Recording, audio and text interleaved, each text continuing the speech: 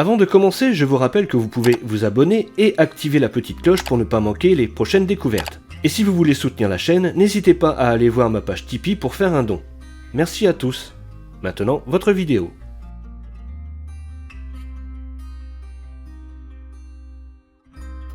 Bonjour à vous tous et bienvenue. Aujourd'hui, je vous emmène à la découverte de Fresnoy-le-Luat. Fresnoy-le-Luat est un village de 540 habitants sans gentilé et se situe non loin de la départementale 1324 entre Crépy-en-Valois et Senlis et est au pied du versant nord de la chaîne de collines appelée la montagne de Rosières. Le village est constitué de 3 anciennes communes réunies en mars 1825 par ordonnance royale du roi Charles X.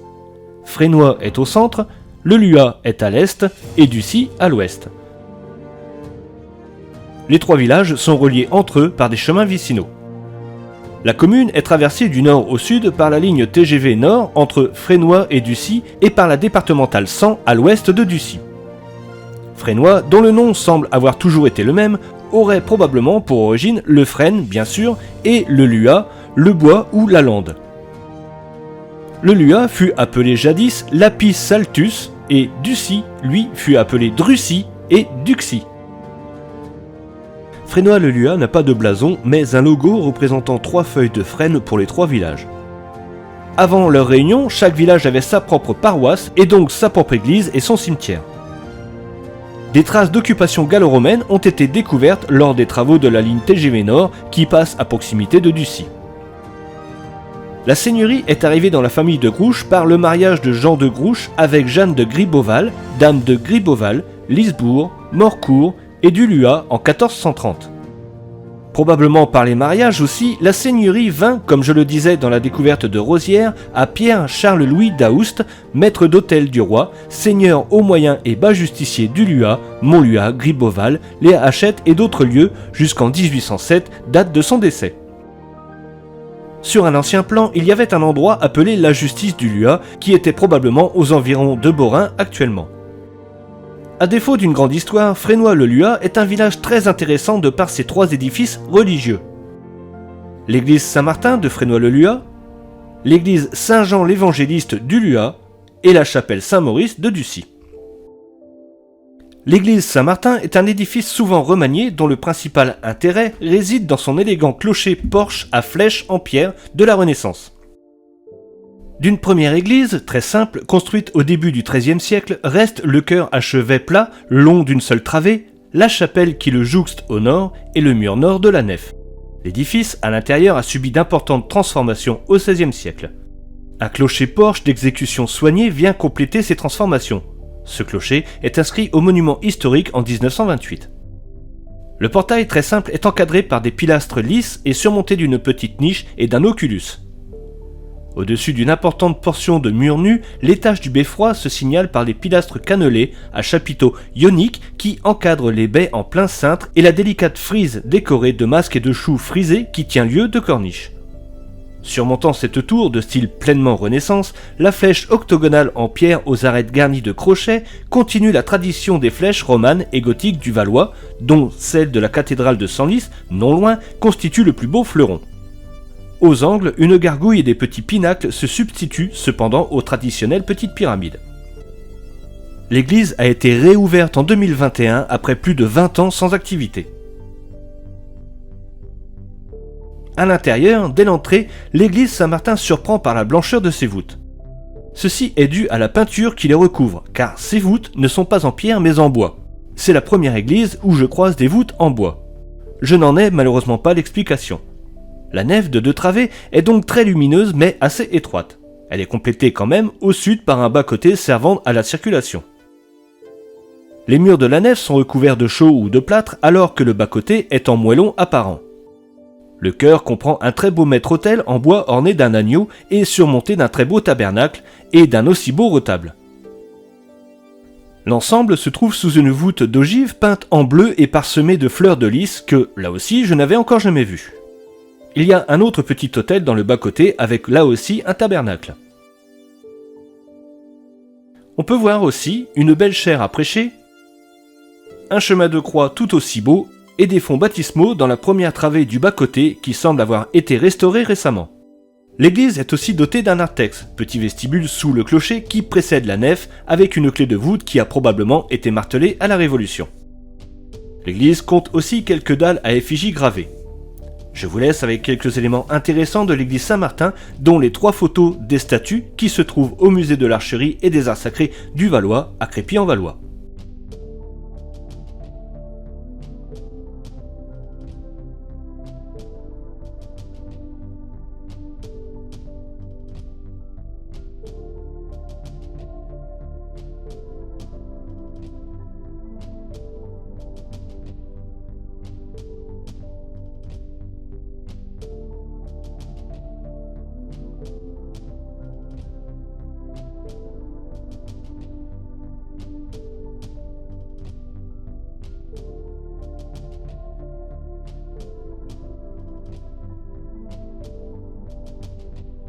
Avant de partir, au sud de l'église se trouve une copie de la Vierge à la grotte de Lourdes offerte à la commune par Madame Hervaux-Alix qui, dans les années 1880-1900, se rendait régulièrement en pèlerinage à Lourdes et un jour a voulu favoriser ceux qui ne pouvaient y aller et fit installer cette copie pour que les habitants du village puissent aller y exprimer leur foi. Passons maintenant à la chapelle Saint-Maurice de Ducy. Elle est dénommée église par Dominique Vermont sur son site Église de l'Oise, mais Wikipédia et certains habitants du village la nomment chapelle. Donc je vais me ranger du côté des habitants. Après, c'est à vous de voir.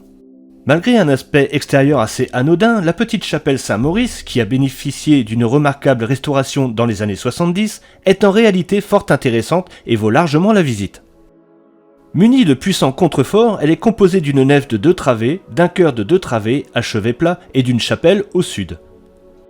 L'absence de clocher lui confère justement l'aspect d'une chapelle. L'édifice daterait du XIIe siècle et aurait été remanié au XIVe. Donc on peut penser qu'il était plus grand autrefois, surtout si l'on regarde les arcades bouchées côté sud et la très grande arcade de la façade qui semble avoir été, elle aussi, bouchée. Cette façade est aussi simpliste que le reste et ne présente qu'une petite porte et une fenêtre au fait du pignon. L'intérieur est très simple avec sa nef unique de 2 travées avec ses voûtes en berceau et une poutre de gloire qui la sépare du chœur.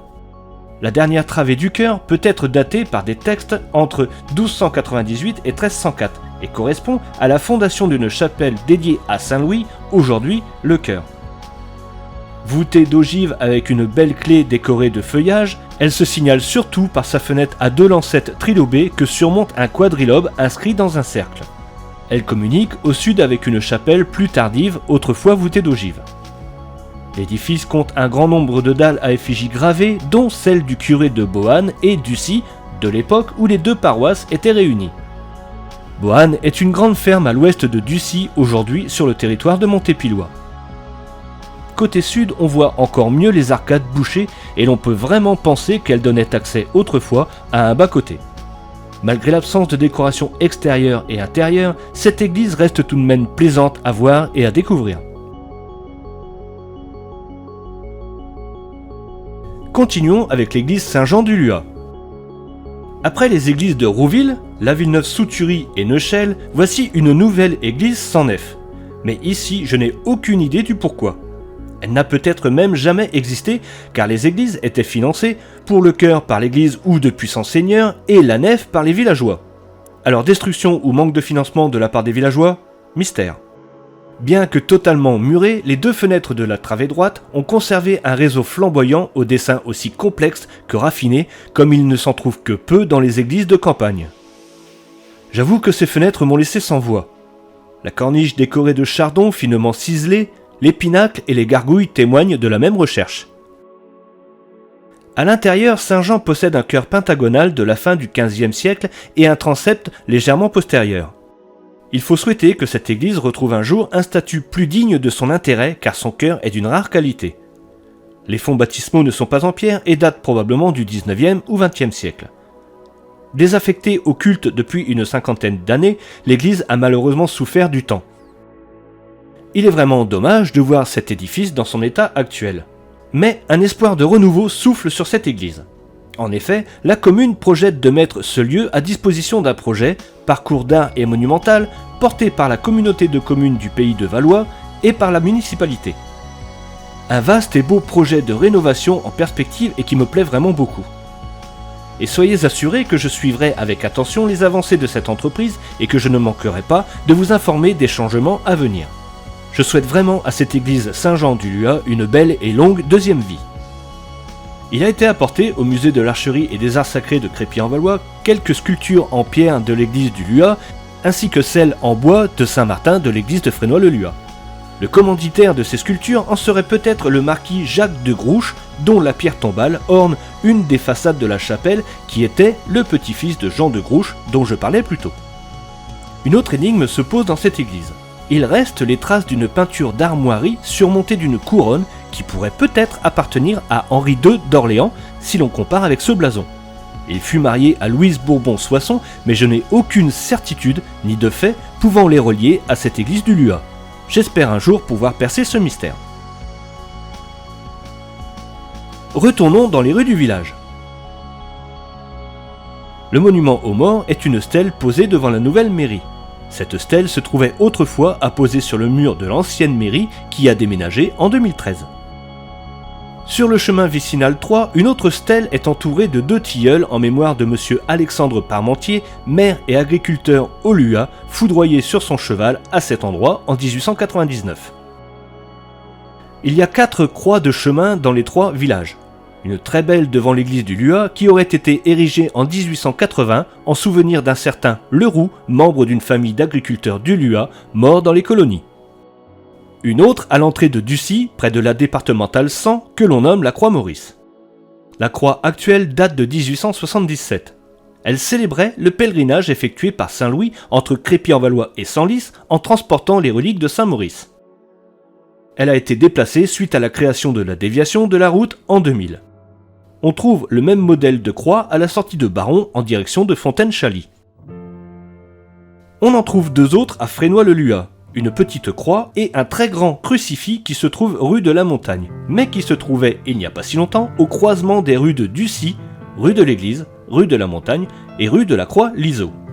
Cette croix, appelée Croix-Liseau, était au centre du carrefour mais a dû être déplacée en 2004 pour faciliter la circulation des cars scolaires.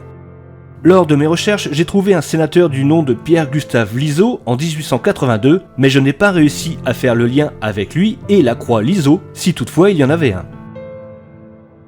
À Frénois-le-Luat se trouve une belle demeure, appelée le Château, dans la rue du même nom, qui est en fait une très belle et grande maison entourée de sa ferme. En face se trouve le bâtiment d'une ancienne féculerie. Il existe encore sur la route de Beaurain l'ancienne gare de Frénois-le-Luat qui était sur la ligne Crépy-en-Valois, Chantilly-Gouvieux. Cette ligne a été ouverte entre 1862 et 1870 par la Compagnie des chemins de fer du Nord. Elle est fermée au trafic voyageurs en 1950 puis déferrée entre Chantilly et Senlis. Le tronçon entre Senlis et Ormois-Villers, lui, sera fermé en 1990 et déferré par la suite.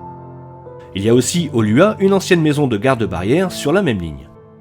En 1987, un dernier train est passé sur cette ligne à l'initiative de quelques cheminots nostalgiques et a même transporté quelques voyageurs.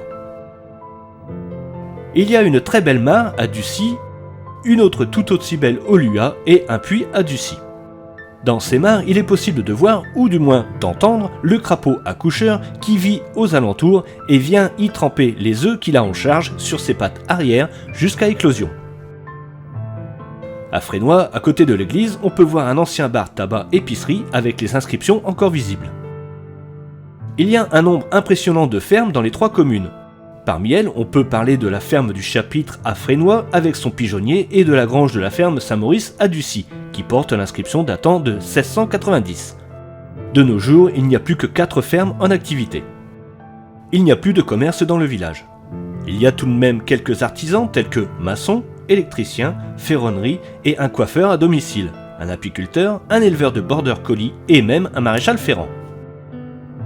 À Frénois-le-Luat se trouvent aussi les ateliers d'In Mosaïque Bijoux, une créatrice de bijoux en mosaïque dont je vous mets le Facebook en description. Pour l'école, Frénois-le-Luat est en regroupement pédagogique intercommunal avec les villages de Auger-Saint-Vincent, Trumilly et Roquemont. Fresnoy accueille les classes de petite, moyenne et grande section.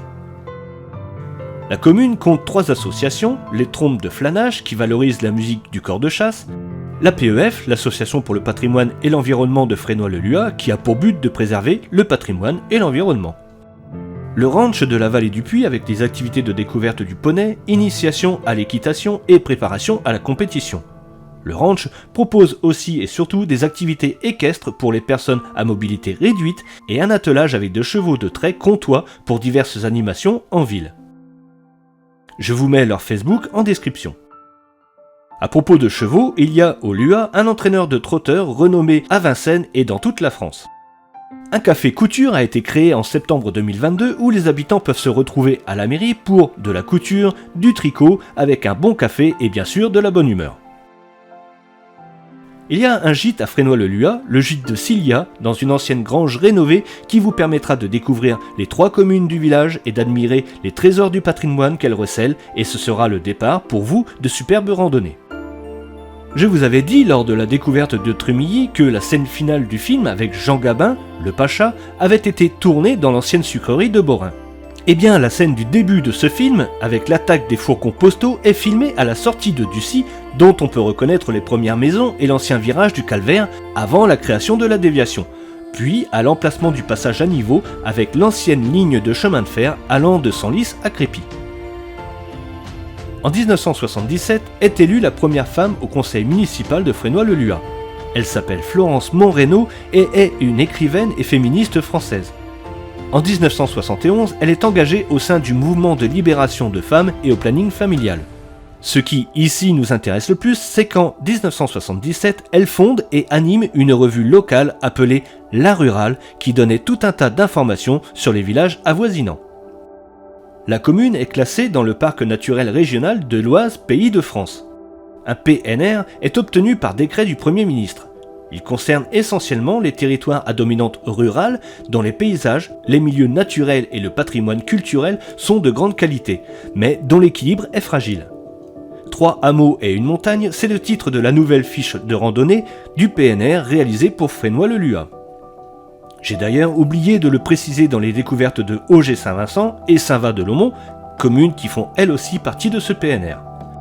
Et j'en parlerai bien sûr dans les prochaines communes concernées. C'est dans un rapport du Parc naturel régional de l'Oise, Pays de France, écrit par Madame Karine Touret, que je félicite pour son travail, concernant le village de Fresnoy-le-Luat, que j'ai trouvé beaucoup d'informations intéressantes que, à mon tour, je vous fais part pour découvrir ce très joli village et ses 3 hameaux que j'ai découverts un peu plus pour mon plus grand plaisir. Car ce village, avec ses maisons et ses murs en pierre et moellons, sont pour moi un enchantement et un régal pour les yeux.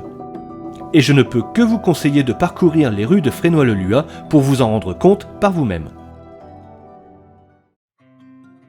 Voilà, la découverte de Fresnoy-le-Luat se termine, mais j'allais oublier, encore une petite chose. Le village a vu grandir la jeune chanteuse Emma Peters, qui a été nominée dans la catégorie Révélation féminine aux Victoires de la musique 2023 en février dernier.